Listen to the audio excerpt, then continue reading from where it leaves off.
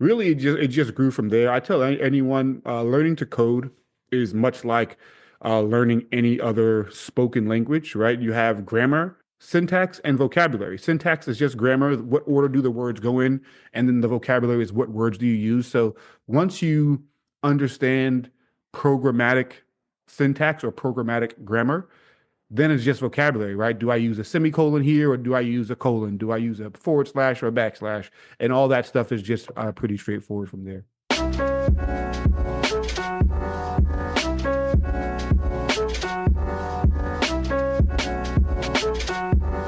Hello, hello, and welcome to Keyboard. I am your host, Thembi, or Tembi. She is I am she.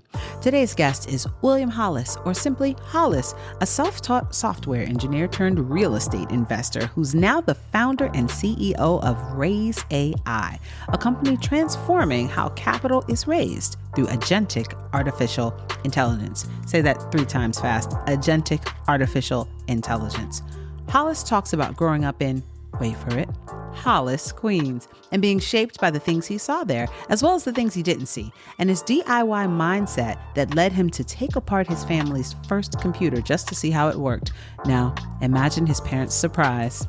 We get into the nuts and bolts of how Raise AI blends automation, data, and human connection to reimagine real estate fundraising, and so much more. William Hollis is next. Welcome, Hollis. How are you today? I'm doing great. How are you, Thembi? I'm great. Let's jump in. So, what was it like growing up in Hollis, Queens, New York City, United States of America? And how did that environment shape you into the person that you are today?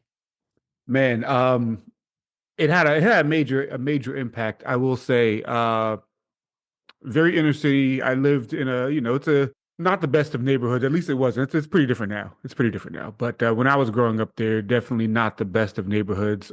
So I was, I consider myself very fortunate. I grew up with both of my parents at home, very loving household, loving marriage between my parents, loving family. And a lot of my friends didn't have that. So that created a good juxtaposition for me to be able to see what would be the results based on the paths that I would choose, right? So when I went to school every day, my dad kind of drilled this into us, don't become a statistic. Um, I saw people making good decisions and kind of having their fun. It wasn't that people weren't having a good time, but also people making, bad decisions, and what the results of that would be, because I got to see what would happen afterward with kids who, one parent's in jail, or their single parent situation, or just somebody's on drugs, crazy, crazy, crazy situations. But I had a very peaceful household because of the choices and the decisions that my parents made. So my childhood really, really shaped my worldview, and kind of really set me up for some degree of success because I had that stable foundation at home. It also, from a financial perspective, was pretty interesting because while I had a very, very stable family life, it also created a lot of limiting beliefs. Because when you grow up in bad neighborhoods, you don't see blue collar or white collar success, right? There aren't many homeowners in Black inner city communities. The only friends of mine whose parents owned their homes were people who inherited them from grandma when she died, right? So grandma passed away, left the house. Otherwise, everyone else rented for the most part. Maybe I had one friend who owned their house. So for me growing up, as I became an adult, I really didn't think home ownership was a thing that Black people did. It just wasn't really anything that connected for me. My landlord, his name was Mr. Carter. He was a Black man, and he owned probably 10 properties between Hollis and Southside Jamaica, Queens. And he was the only one. And he owned so many, it seemed like it was so far-fetched, and he was way older.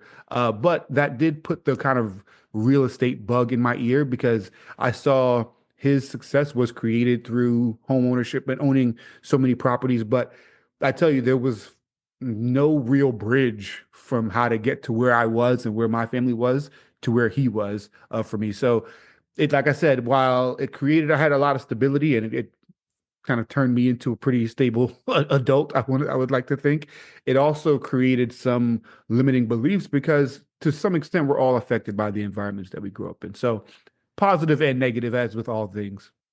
What's interesting about your description of your upbringing and how you didn't get to see Black people owning their homes as you grew up, it just emphasizes to me the loss to all of us, not just Black folks, but to our society of systemic racism and how, because of redlining, because of all the racist real estate practices of decades past and that lasted for decades, right? That were specifically engineered to keep Black folks from having access to the new developments that were being built in the suburbs or even being able to get good loans. Like all of those things led to little Hollis not being able to see home ownership in his community, not being able to see a range of experiences. And so there was that extra work that you had to do to get past that to believe what was possible. And so I think it's just, for me, it just makes me think about even though, yeah, sure, we persevere, the loss that we experience, if I wonder what that would be if you could calculate that, how how much we lose when all of these systems are in place to hold folks back. And so, but you had that, you talk about limiting beliefs, but then you taught yourself software engineering. So you really were a special young person with a great mind. Can you talk about that process? Like, how did you teach yourself software engineering? That's not easy. It I'm not bragging, but it actually was. Yo, go ahead, brag. Talk.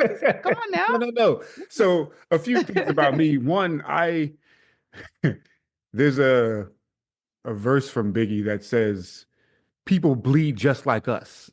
Picture me being afraid of someone who breathes the same air as me, right? I have a real belief that for the most part, the playing field is quite level.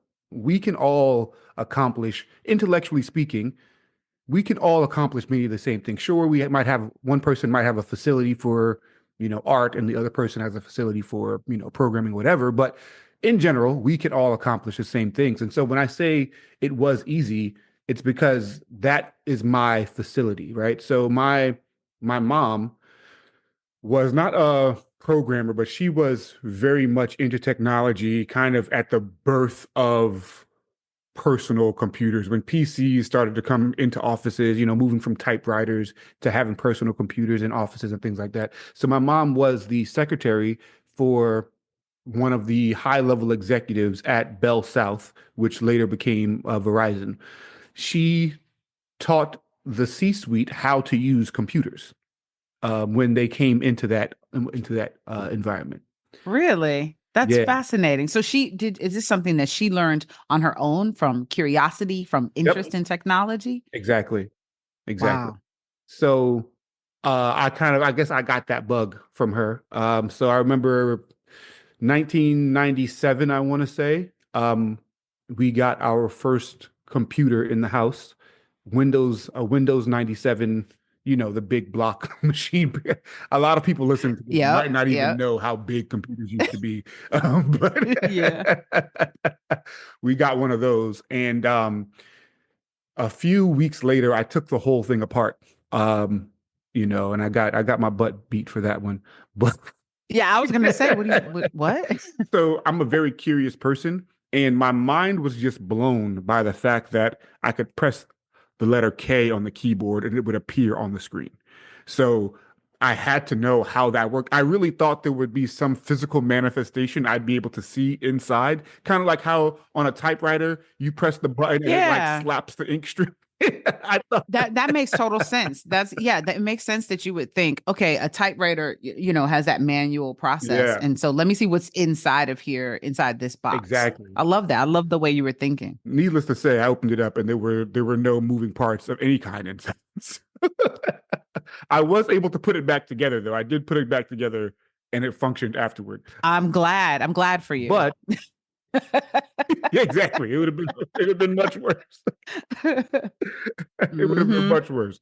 But that was really the beginning for me in technology. After that, I went to take apart video games, kind of anything electronic, like TV screens, like anything electronic I could get my hands on. Because while I didn't make the connection for how circuitry worked or, any of those things.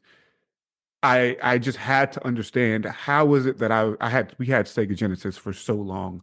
Like PlayStation 2 was out and we still had Sega Genesis because we didn't have any money for PlayStation 2. And I was just like, how is Sonic moving on the screen? I press the arrow and he's moving.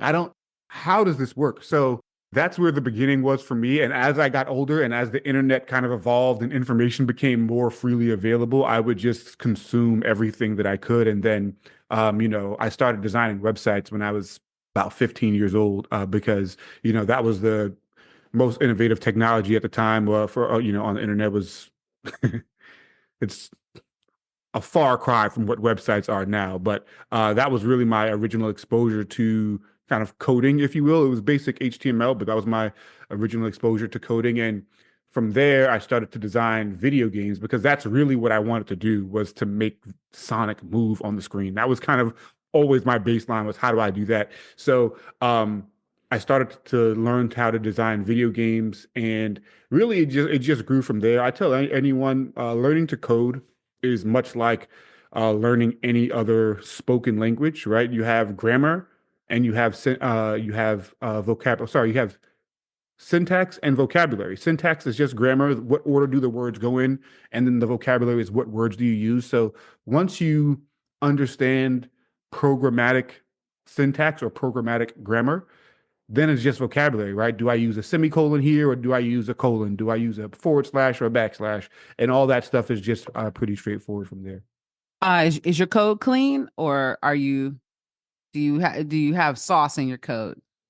I keep it pretty clean. I try to so I try to keep it as lean as possible. And Okay. Okay. It's interesting. When I think about coding, I love the way you describe it. It's just like learning another language, right? When I think of it, I think about like, all right, I feel like clean code is somebody who over enunciates, and code with a bunch of sauce in it is like somebody who's just almost like AAVE, or just like or like a dialect of code. And I appreciate that analogy because it helps me think about it in a different way. And I love the way that you wanted to always take things apart. You talk about like, well, I want to take this apart and I want to take that apart. And as new things developed, I wanted to learn the insides of a thing, because it seems like that's the sort of common ground for people who go into tech, is that they have this deep curiosity for how does something work. I'm not just going to take something at face value and just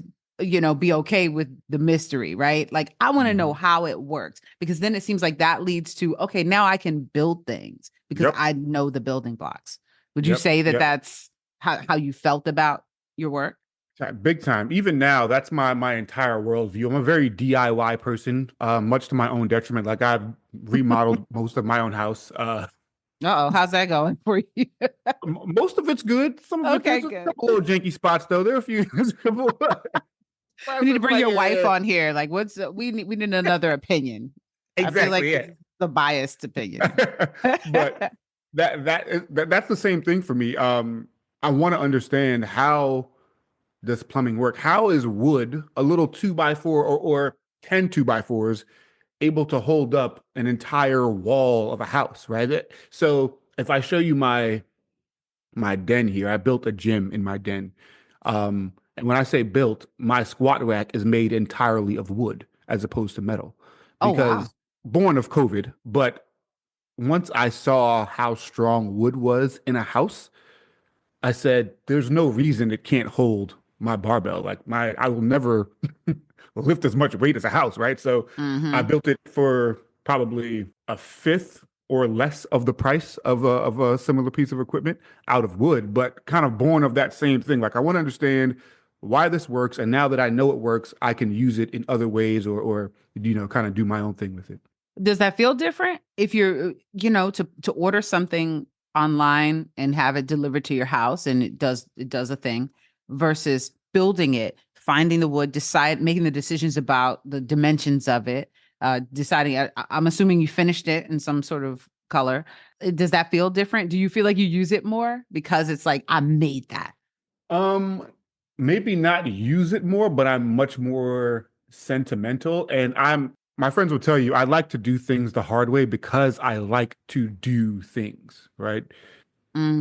For Mm-hmm. example, my wife, I told you she has sister locks now. I didn't do those. I'm learning to do her reties. No, So I'm learning to do the okay. reties. Oh, But that's impressive. Sister locks are really hard to do. Well, you know that because you. yeah. Um, but I mean, she used to have crochet locks before. And I Mm-hmm. used to do them. I used to crochet her hair because Okay, you just upped the bar for a lot of husbands because this is really impressive.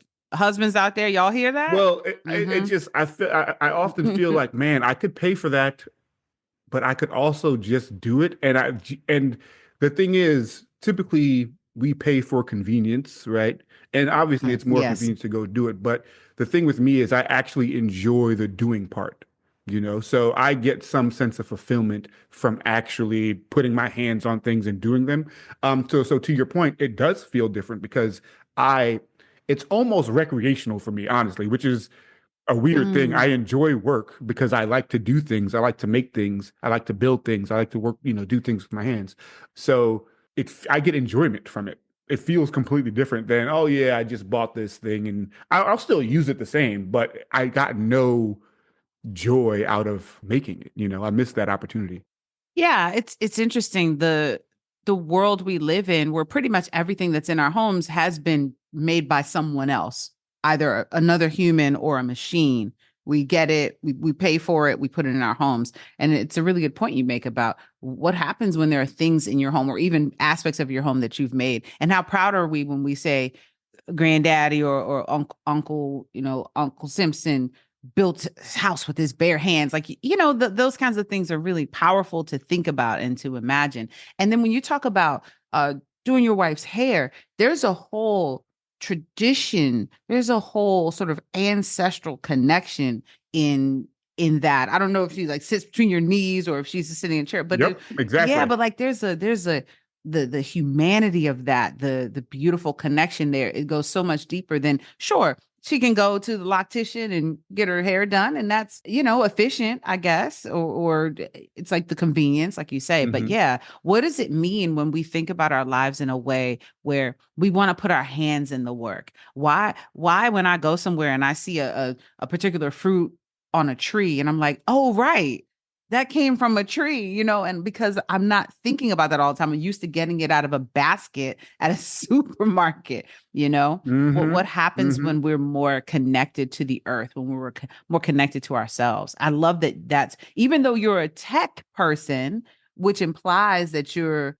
detached from the world, you Mm. actually through tech are you reattach yourself to the world. You seek those attachments. Yeah, 100%. So I think there's something to be said for at a few levels. One, building something in your home and then being the one to use it, like you said. But then, even for your own food, I've lived abroad and killed my own food and ate it.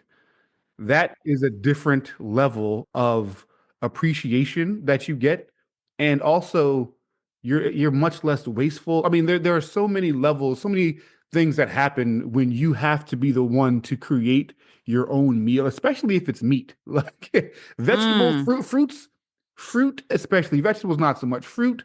When it's flourishing, grows so plentifully that you might still tend to be wasteful. Like I don't know if you've ever seen a fully grown tropical mango tree, but there's thousands of yes. mangoes on that tree. You can't even eat the entire harvest. Mm-hmm. Like, a good portion of them are going to fall and just rot on the ground. But Mm-hmm. chickens and pigs and goats, not so much. It's like, man, we only birthed but so many chickens. You know what I mean? We gotta be careful Yeah, about how we yeah. do What this. what'd you kill? I lived in Mexico, but rural Mexico. Um, Uh-huh. a place called Chiapas, and I lived in the state of Tabasco, and I kind of drifted around the country for a bit there. But um, yeah, it's a different experience to your point of putting your hands on these things. But you killed something and ate it. I want to know what you Oh yeah, I did. I killed chickens like multiple. regularly. Like Wow. that was kind of common practice. That was like it's time to eat. Yeah, exactly. Go get a Yeah. chicken. Okay. You have to kill a Yeah, chicken. yeah. Yeah, I think about that. Like in American South, people did that. Yeah, for sure. Like the whole wringing the chicken's neck Mhm. and all that. Yeah, it's so interesting. Kill It pigs. to Yeah. Okay. The pig is a different beast. I didn't eat pork. I didn't eat pork for a while after that. Just I feel like You're it like, was too fresh. It was yeah. too fresh. It still tastes like outside after I ate it. I was like, I'm all right. Oh wow. Those pork ribs. I was like, these are ribs. The barbecue was good, but it still kind of tastes like outside. I don't know. Uh, I know what you mean. Probably like super gamey. Like I don't Yeah, eat pork, but I've eaten chicken. Closer to the outside, and it has a whole different taste yeah, than yeah, processed meat. And you're like, exactly. oh, okay, this was alive It was recently. so I can exactly. tell. It tastes like it was It's alive kind of recently. yes. Like I kind of feel it squirming a little bit. No, I totally get it. That's so interesting. What an interesting life. So you taught yourself software engineering, you worked as a software engineer, you traveled in there, you saw the world. You again, that curiosity seems to have led you into travel. You then later decided to launch Raise AI as a merging of software engineering and real estate investing, which is something that you had gotten interested in. So what I want to know is what made you put those two pieces together? Why not just go to the next thing, do the next thing, do the next thing? Why'd you put them together? Great question. So as I progressed in my software engineering career, I began to see technology for what it really was, which is a means to create convenience and speed and efficiency. So as I came into the world of real estate investing, I moved into what is basically real estate private equity, which is where you raise funds from groups of people of individuals to buy large properties, right? So just to break it down, if someone, you see a big multifamily apartment complex built in your neighborhood or that's in your neighborhood, one person doesn't own that. A company owns it and they got the money from a bunch of people like you and me at 50,000 here, 100,000 there, 500,000 there, and pooled that money together in order to purchase and run that property, that multifamily property. So I started to get into that world of what is basically real estate private equity. And once I did, I saw how terribly inefficient it was. And some of the mastermind communities that I was a part of, people had a lot of questions about how to make it more efficient, how to automate different processes and things like that. And we'd have these office hours or coaching calls, and people would have questions, and I would just answer them. I would just say, "Oh, you can get this program to do that, or you do this, and you build this little thing." And so I was doing a lot of this stuff for free. I would spend probably 5 or 6 hours a week on calls with different real estate investors and companies, just kind of walking them through how to build this stuff. I built some of this stuff for them live on the call, or I just built it, in some free time, and just because I was kind of trying to give back to the community. It was a very reciprocal in some ways relationship there. And until one day I was working on something for a guy and he's like, "Man, you're taking a long time to do this. Like, is it really that hard?" I was like, "Yeah, there's a lot going into it, man." I'm doing it in my free time. He was like, "Oh, well, what if I paid you, would you go faster?" I said, "Probably, yeah. Yeah. Yeah. I Yeah. probably would. I probably would." So he said, "Listen, you spend so much time, helping all these people because he's in the same community, and he said you should just charge people, just get paid for it, and you'll go faster. You'll do better work. Everyone will be happier here if you would just charge us for what you're doing." And so that was kind of the birth of Raise AI was starting to charge people for things I was doing for free. Wow. That's so interesting. You used to, again, that curiosity, right? That and that connection to community and desire to help people and it still feels like even though technically you're not like doing it with your hands, it still feels like that same ethos of wanting to use your hands to create once you understand how something works. 100%, 100, and that's kind of a challenge for me as a CEO now is that I very much like to build things, even though I have a team and I've got developers and all this stuff, and it's just And they're like, it can just you feels get like, from over ooh. my shoulder, please? I got this, boss. I got Exactly. this. Okay. I'm like, no, but you can just Thank you. Thank you. Don't you have some calls to make? Don't you have somewhere don't you have Exactly. a speaking engagement somewhere? Come on. I totally get it. Now that's an interesting transition. So what are you doing to get yourself closer to being able to say, all right, trust my team. I'm sure you trust your team, but like you said, you have that urge, you want to have your hands in it. Do you find other outlets for getting your hands into work? How do you manage leadership being such a hands-on person? Great question. So, what I am doing I've been doing for the past probably 6 months is focusing my attention more on the product development and roadmap, which still gives me the outlet to build new things, but I stay away from any of the kind of current implementation and fulfillment stuff. And that helps a lot. And I also have had the opportunity to form some different partnerships that kind of give me the space to work on one or two side projects, but also develop some different products as well. So I still get to fulfill that itch in that way. Awesome. Awesome. I love that. That's a great way to balance it. So, okay, what is agentic AI? How does it work? How's it different than generative AI? I know that generative AI is sort of what people know as the open AI, the chat Mhm. GPTs and DeepSeek and all that kind of stuff. Yep. Wally, right? But what's agentic AI? Yeah. So generative AI writes stuff, makes stuff because it does art as well.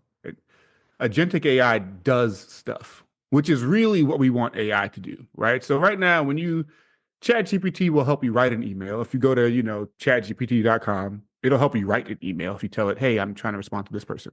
It won't send the email for you. It'll just write it and then Which is you have to yeah, send it. that's not That's acceptable. just like, I Like, mean, why do I still have to do something? exactly like, cool, you wrote it, dude, but like, did you? That wasn't that helpful.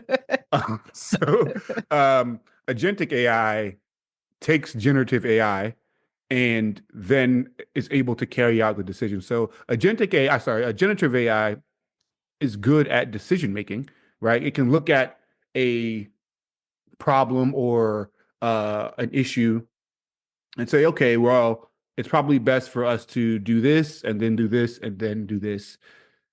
But then the generative AI, that's where it stops. Now it's like, hey, human, go follow these steps I gave you. So the way the agentic piece is say, hey, these are the steps, and then the AI will say, okay, this is the best tool to do this. Let me go do that. This is the best tool to do that. Let me go do that. This is the best tool to do step three. Let me do that. And here's how they all tie together in the back end. And now I can just send you a nice report of what I've done for you, and to have that all complete. So the AI component. So not to get too deep into nerddom here, but No, nerd out, nerd out. We're good. we've had these automated systems for a very long time. People often confuse AI and automation. Automation has existed for a very long time. In fact, almost all of code is to automate some kind of process, right? For example, your automatic bank payment is a form of automation. There's some sort of trigger that fires and it pays your credit card for you automatically, right? You didn't have to go in there and do that Right. manually. Um, the company I worked for previously, we built automated AI and automation customer service solutions for Fortune 500 companies. So I've consulted, for example, for companies like Disney, Verizon Wireless, and really it was just getting the AI to understand the intent of what the user was trying to do or what the customer was trying to do, and then there was an awesome automation in the back that executed those commands. But here's the limitation: when it's just automation, you have to pre-program every use case that you want it to handle because the automation is not intelligent, right? It can only, for example, I'll give you an example, a use case from JP Morgan Chase. We handled credit card payments, checking your card balance, and let's say canceling a card or replacing a lost debit card, right? So the AI could understand that, hey, Themby is having a conversation with me and she's not trying to open an account. She's trying to replace a card. Cool. I can do that. I have a service I can use to do that. But if you introduce something brand new that was like, hey, I want to find the closest branch or something like that. If we hadn't pre-programmed an automation in the background to find that for you, then you wouldn't be able to get a response.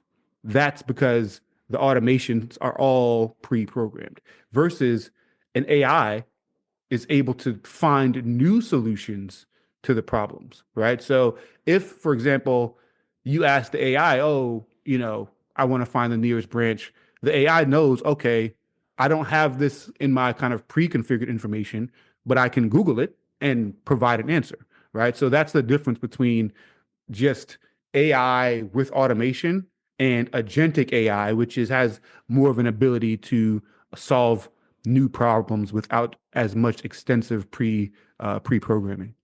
So without getting into any proprietary territory, I, so I'm guessing then that once you came to understand that, you encountered complications. You talked about how antiquated the process was in a lot of areas of real estate, private equity work. And you thought, okay, these can come together in ways that automate workflows. And since you were customizing solutions with prior clients, you thought, well, AI can now customize them and even cut down on my process, or someone like me who would have to, like you said, design something to respond to each use case, as opposed to something that can have the use case info, but also, oh, new issue, I can address that. Am I understanding that correctly? 100%, 100%. So what we do is we build RAGs, which are basically AI that has an ever-changing knowledge base behind it, and also has the necessary integrations to be agentic, meaning to actually go and do the things in behalf of the client. So that that means that on our side, we don't need to build a fully custom AI solution for every client because our the people we serve, real estate private equity, is mostly the same, right? It's kind of like every baker has their own secret recipe, but you're making bread, bro. Like mix something in a bowl, form it, and put it in the oven, and you bake it. The things in between, that's like your secret sauce. All right, cool. That's the knowledge base. We'll sprinkle some secret sauce in there, but we don't need to rebuild the whole baking process every time we launch a opportunity for a client. Okay, I see. And so, in terms of AI, using it in the way that you do, are there potential biases? I know that generative AI, in most cases, scrubs the entire internet, which includes biased information. If you've got AI that's agentic, it's doing some scrubbing, but it's also making decisions. How does possible bias come into play with that?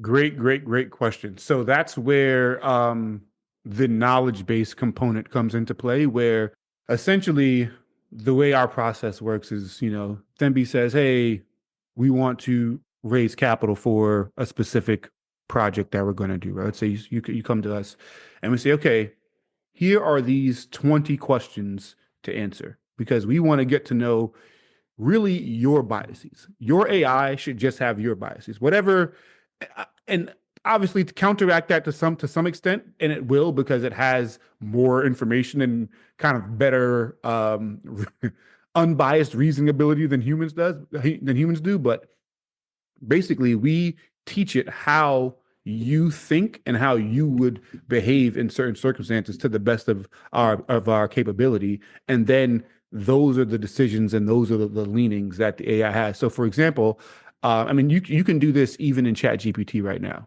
if you have the paid account, I believe. I don't know if you can do it on the free account. You can create a custom GPT.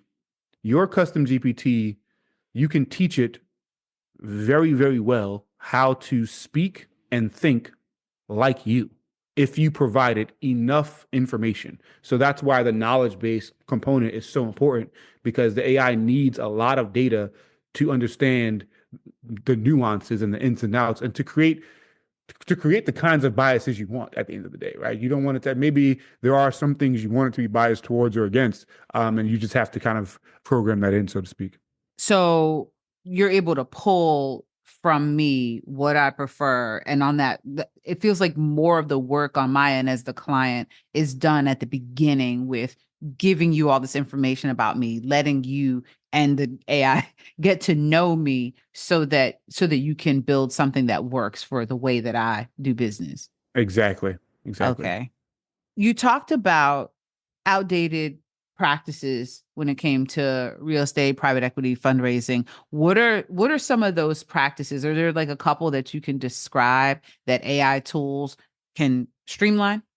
Yeah, yeah. I'll give you the most basic use case that I immediately saw and said, this is ridiculous. We need to change this. Most for a very long time, really until I believe it was 2012, real estate private equity was kind of a good old boys club of super elite, very wealthy people only, kind of hedge fund level.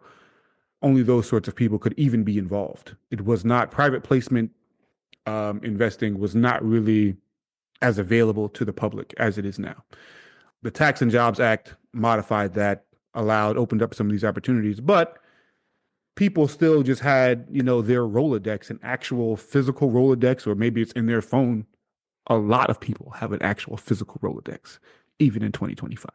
That's crazy. That feels like such a, like that takes me back to when you would memorize a lot of people's phone numbers and you would just pick the phone up and call them. Exactly.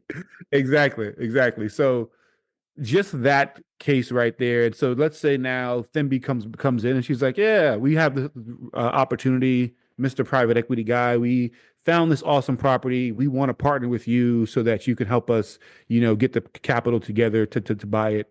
Mr. Private Equity guy says, "Okay, great. Let me pull out my Rolodex and start making some phone calls." And then I say, well, it was nice talking to you. Yeah, exactly. So No, he probably has good connects. Maybe I he shouldn't does, leave and that's so the thing. soon. It's effective. It actually works. To be honest, it actually works. The problem Uh, is you're limited, right? As a human being, how many calls are you really going to make in a day? How many of those follow-ups will you actually follow up with versus forget to follow up with? All these sorts of things, and also it's slow, right? If you have there's a timeline during which you need to raise the capital, and if it's say you say, "Hey, I have 500 contacts. These are really good contacts. I know these people have money. I know they'll want to invest." How long will it take you to call enough people to raise $15 million? Probably longer than you want, versus right. being able to contact all of them immediately and have conversations with all of them simultaneously and see who's interested, who's not, have the interested people schedule a call on your calendar, and now you have calls with all of them. After the call, have all the information sent to them automatically, the paperwork that they need to sign, have them provide them a resource that they can speak to day or night when they have the inevitable questions of, what does this line mean in this 90-page legal document? I don't understand. I need help. You don't want them to call you because they read those in their bed at 11 p.m. So have them talk to the AI and get immediate answers to their questions. That's kind of the basic use case that we've just completely solved at this point. That's some serious variance in how much money you're able to pull in a shorter amount of time, it sounds And like. that's the secret. Wow. That's the Okay. Okay. I love that. Yeah. So then because I guess when I think about how somebody might be resistant because they feel like, well, I have my Rolodex, they need to hear me call them. But then when you start showing them those numbers, it's like, you know what? I think we can do this. Yeah, yeah. So here's a real stat. We had a client very recently. He had a Rolodex of I think I want to say either 1,200 or 1,600. I can't remember exactly. After we did kind of some data scrubbing and phone number and email validation, his list was boiled down to like 700 or 800 people roughly. Right? It's like, okay, cool. I want to reach out to all 700 or 800 of these people. This is exactly like I just explained it a moment ago. And it's like, okay, well, I want to get calls with as many of these people who are interested in investing in the next 3 to 6 months as possible. We did that for him in 2 to 3 weeks, and he raised $1.2 million without ever having a conversation with anyone. He never spoke to anyone. And just off of your tools and reaching out to those 700 people. We didn't even get through the whole 700. He just, Oh, it just, yeah. wow.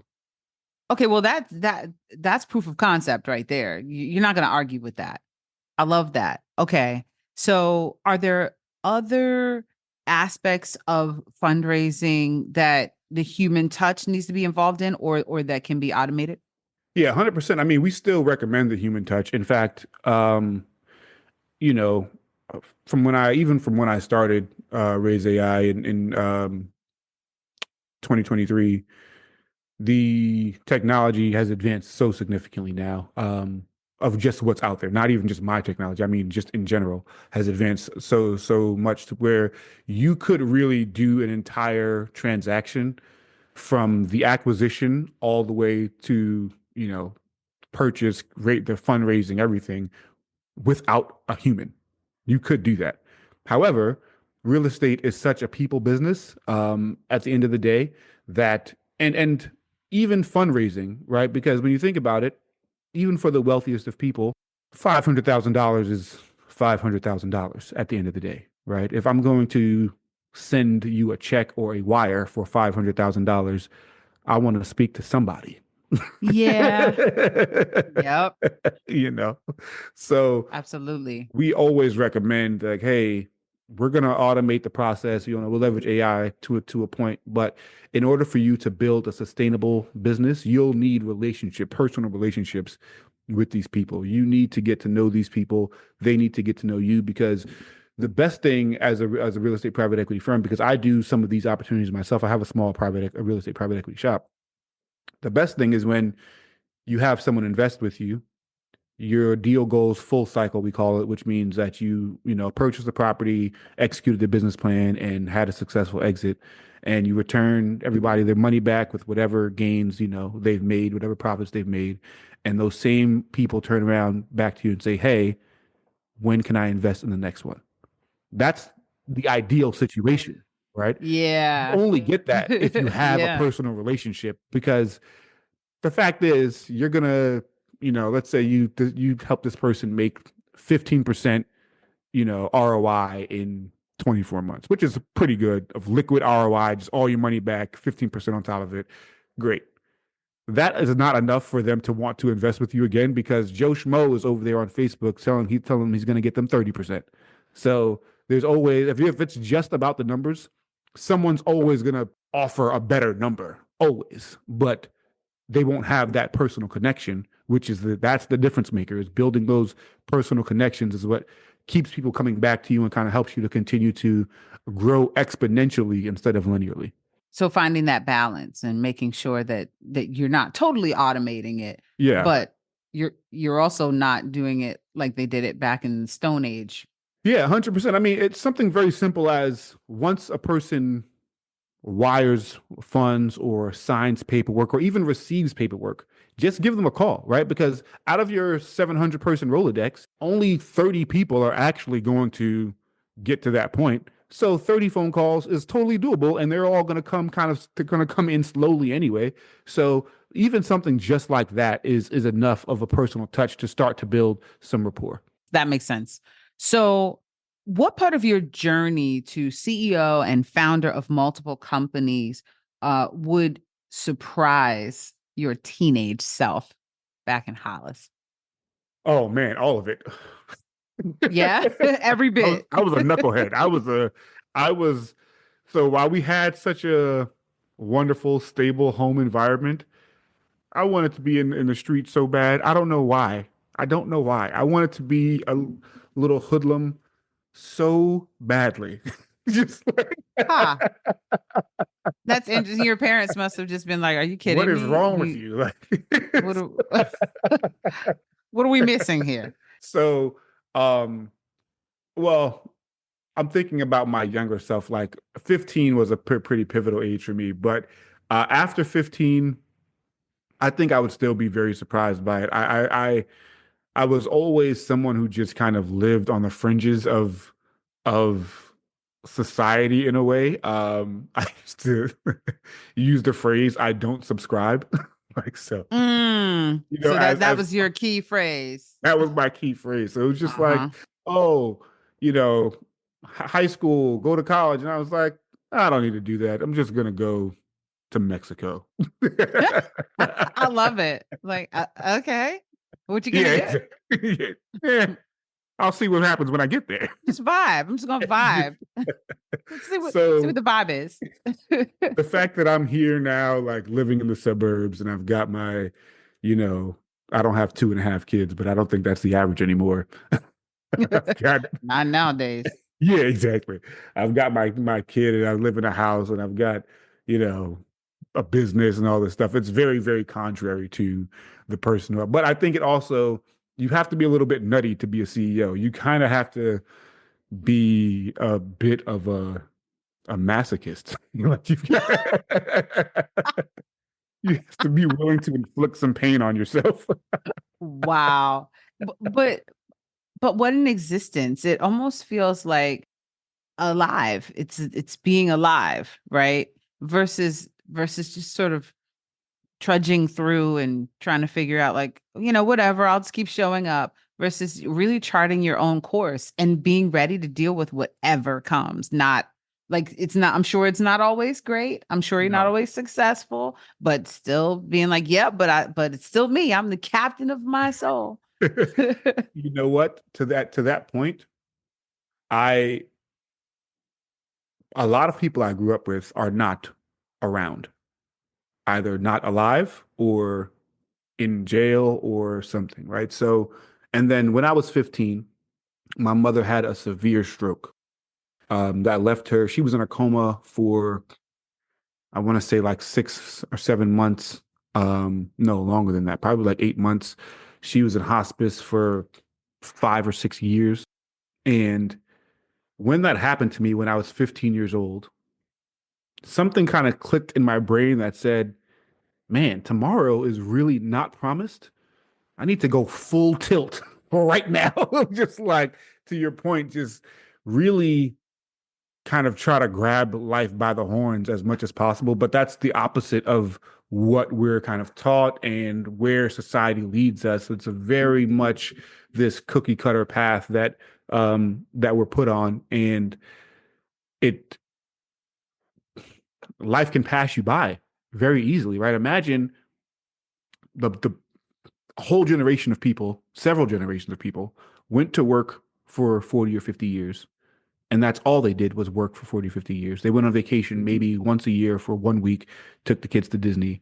And then they were 65 years old and they were told, okay, now you're 65.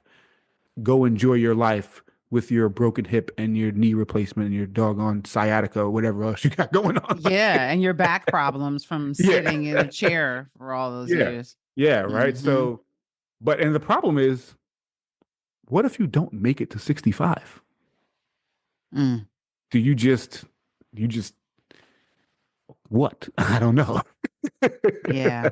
So Yeah. that's unacceptable to me. That's unacceptable to me to just, I can't even articulate this, how that would make me feel to say, I'm on my deathbed and something crazy happened to me. I'm on my deathbed at, 41 and just like, oh man, I never got to, or I never really felt like I enjoyed my life. I never saw anything. I never did anything. I never impacted anyone.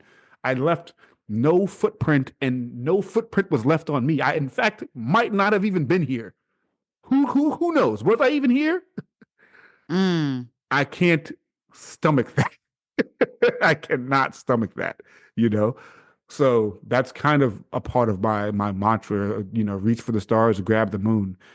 Just aim, set ridiculous goals, and whatever you accomplish in the meantime will be amazing. You will not be an astronaut or the president. There are very few of those people on the planet. But if you try to become an astronaut, you might be a rocket scientist. Come on, that's amazing. Yeah, you talk about the idea of doing something rather than just letting life pass you by. And that mirrors the work. You decided not to set your work in generative AI. You went with agentic AI, and which does things. You wanted to move forward. So it's so interesting how your tendencies of how you live your life are mirrored in the work and in the things that you create, the active approach to problem solving and workflow, automation that you have facilitated in your work. And I want to know, what impact do you hope that your work, your legacy, your vision will have on the next generation of investors and builders? So, very good question. As a company, we're going through a really interesting growth period right now. Um, that is a pivot from my original vision into something more impactful. In 2025 and the future, data will be the single most valuable asset on the planet because AI is only as good as the data that it's working with. Only as good as the data that it's working with. So that is an impact we're hoping to make, providing good data in an ethical way, um, is something that I know that we're going to do, where we're going to be on the cutting edge of something interesting in this industry. I'm sure of it. And then honestly, kind of personal mission. I don't know if the company itself will accomplish this, but just kind of encouraging people to try new technology and see what's out there in this industry that is so slow to adapt because it's a financial industry. It's people's money at the end of the day. No one wants to be on the cutting edge, and money just don't go in the same sentence. It's like not my money anyway. But you do that with somebody else's money. Don't cut the edge with my money, right? um, Right. but we live in a time where, man, you kind of have to because the person that takes that risk is going to outpace you so fast. By the time you realize they've passed you, the race will already be over and you will have lost. And you didn't even know that the game was afoot. So you have to be willing to get out there, become involved with technology on a personal level and as a business. To be competitive, there's no other way. Is that the case? Yeah, if you're not competing now, you might have already lost. Be alarmed. Wow. That's a word. So, okay, what about self-care? I'm terrible at it. Um, Uh-oh. All right. so Well, I used to you be. gotta, what are your thoughts on it? Like, I no, I totally see where it's needed. You can't see this now because my hair is totally gray, and people listening obviously won't be able to see it. But my hair used to be blacker than this. It's pretty silvery now. I'm oh 35. wow. Um, Do you feel, was it like an acceleration? Do you feel like it was connected to Several things. stress? I did start to gray early, so I do have that, genetic predisposition. But Mm-hmm. um, having a child and starting a business at the same time Which is definitely kind of took like its a toll. child also, right? Yeah, two Wouldn't you say? children, exactly, right? Mm-hmm. Yeah. Um, Yeah. Definitely took its toll. So a couple of things that are more challenging for me for self-care. It's harder for me to I used to work out every in the mornings. It's harder for me to work out in the mornings now because my son's going to wake up whatever time he wants to wake up. Um, Getting sleep at night, like if he's not going to sleep, or my wife and I haven't got to spend any quality time together because we've been hanging with the kid all day. So now we're staying up till 12 o'clock at night, 1 o'clock in the morning, just hanging out, trying to play some cards. Like we just, so I Yeah. mean, I Trying to guess get that that's time included in the back. self-care. Yeah, yeah. So, but I say that to say it's definitely something that's on my quarterly rocks actually for Q2 of 2025 is to dive back into that as I'm delegating and getting myself all out of the code, um, giving myself some more time back to make sure I'm working out regularly, paying more attention to myself because I used to be a pretty vain person. I was in the gym a lot, but different priorities, I guess. Isn't that something, as you move through life, when you see your priorities shift and things that you thought were so important become less important, and it's an amazing thing that we have the good fortune to do as we age. So I love that you've made those discoveries because you can always go back to it. It's not, all is not lost, Yeah, you know? yeah, 100%.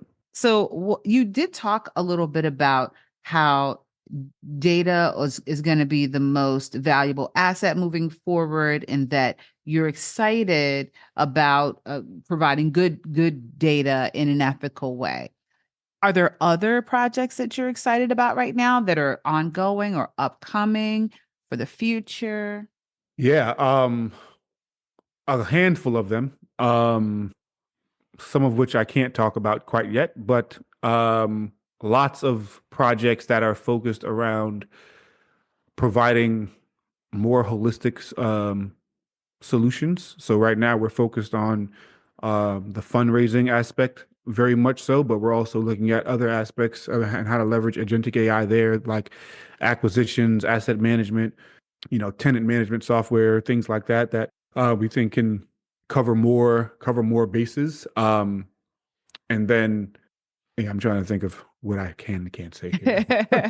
But but yeah, we've got some really cool projects that we're very excited about. And then looking at investment opportunities as well, right? So that's a very interesting thing where we are in the process of growing to become what's called a broker dealer, meaning that we have more leeway in what kind of partnership opportunities we can take advantage of, and how we can be compensated for those opportunities. Um, so that's something that's very exciting because, interestingly enough, technology is my first love. Real estate is my second. So it's definitely something I still want to be involved in and, look at different investment opportunities and things like that. So that's a lever that's going to really pull us up to a different level. And not just for me, but for the entire company. I want my employees in the Philippines and in Pakistan to be able to benefit from some of this stuff as well. I'm glad you mentioned that because my next question for you was going to be on the international playing field. How do you see your business growing, and if that's of interest to you? But members of your team are overseas from the United States. Yep. Yes. Yeah. Yeah, for sure. And Okay. we have clients that currently executing real estate developments in all types of countries, Dubai, Panama. Um, so, you know, once we get to that point, we'll be interested in participating in some of those opportunities where it makes sense as well. That's awesome. We got to get you out of the code house. This is William Hollis, founder and CEO of Raise AI. This was such a good conversation. I really enjoyed learning about your story and about the work that you do. And I'm very, very excited, as I'm sure the listeners are, to see where Raise AI goes and then whatever comes after that, and how you continue to be a player in the real estate market as well as the technology market. So thank you Awesome. so Thank you so much. much. Oh, Thank you. yeah. It was a lot of fun. Yeah, thank you. And so hopefully we'll be able to have you on the show again in the future. That'd be amazing.